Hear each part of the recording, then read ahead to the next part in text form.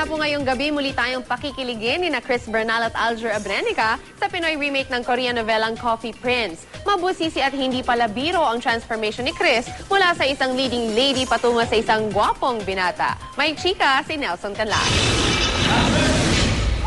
Ito ang eksenang dinatna ng GMA News sa set ng Coffee Prince sa Midas Hotel sa Pasay. Buhat-buhat ni Chris Bernal si Aljur Abrenica. Halos lumawit ang dila ni Chris dahil ang pagbuhat niya sa kapareha, tinotoo. Mahirap siya nung una. Pero yun nga, dahil siguro sobrang minamahal ko din si Andy, yung character ko. Yun napasok na siya sa puso at ano ko. Kaya nakakabisado ko na siya. Kahit seryoso kami ni Chris sa set, seryoso namin inaarte yung bawat eksena, pero sila natatawa sila. Sa Coffee Prince, mabubuhay ang tambalang Al Chris sa primetime.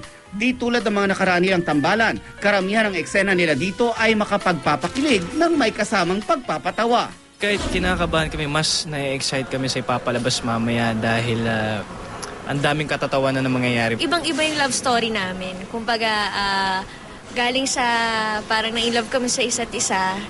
Na-inlove siya sa akin, na lalaki ako, hanggang sa na-develop na siya sa totoo talaga.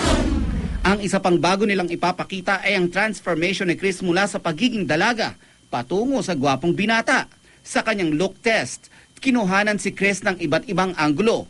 May pagkakikay at pa-sexy pa nga si Chris hanggang sinimulan ng ayusin ang kanyang buhok. Binusisi ang pag-aayos at pag-trim.